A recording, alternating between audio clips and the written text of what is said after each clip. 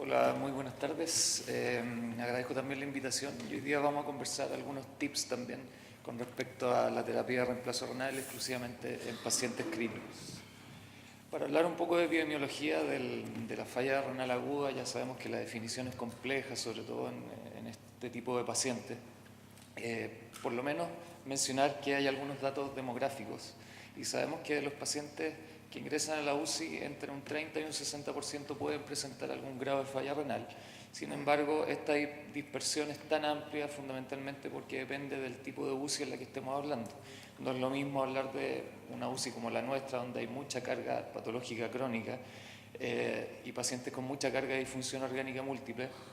No es lo mismo que hablar, por ejemplo, de una UCI de trauma o de neurotrauma, donde el perfil es bastante distinto. Sin embargo, de todos los pacientes que llegan con algún grado de falla renal, solamente 5 a 10% requieren algún tipo de terapia de reemplazo renal, pero en los pacientes con shock séptico esta incidencia aumenta y 2/3 de estos pacientes requieren algún grado o algún tipo de reemplazo renal.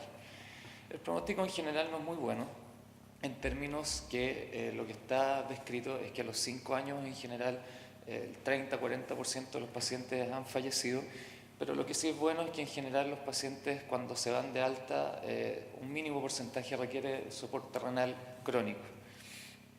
Tenemos las modalidades que se dividen en intermitentes y en continuas.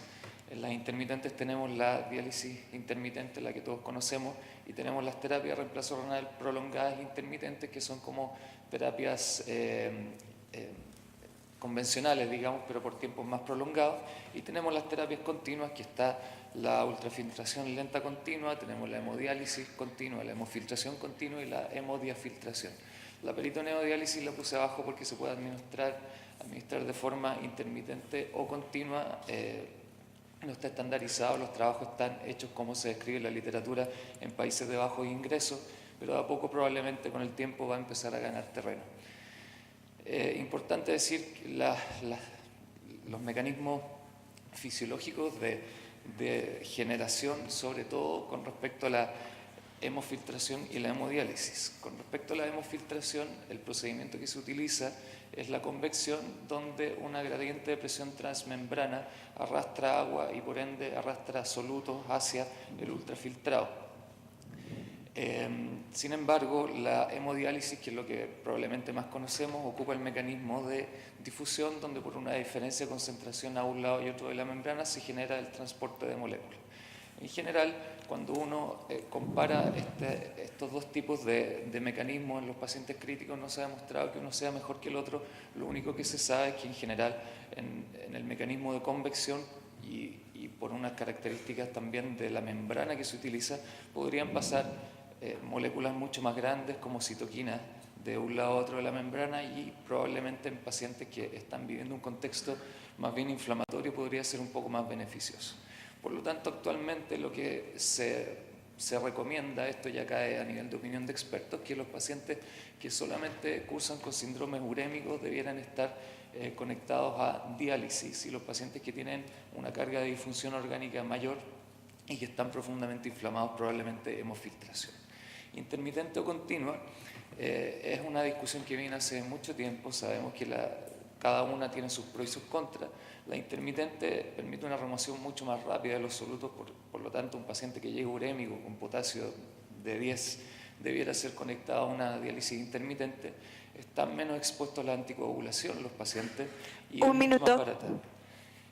Con respecto a la continua, la tolerancia hemodinámica teóricamente es mayor, es mejor, hay mejor control del balance hídrico, ya que se hace hora a hora, y remoción de moléculas de mayor peso molecular. Sin embargo, en contra, tenemos que en la intermitente tenemos el síndrome de desequilibrio y también la mala tolerancia hemodinámica, y en la continua la remoción es lenta de los solutos, necesitan anticoagulación, los pacientes habitualmente presentan hipotermia y es mucho más caro.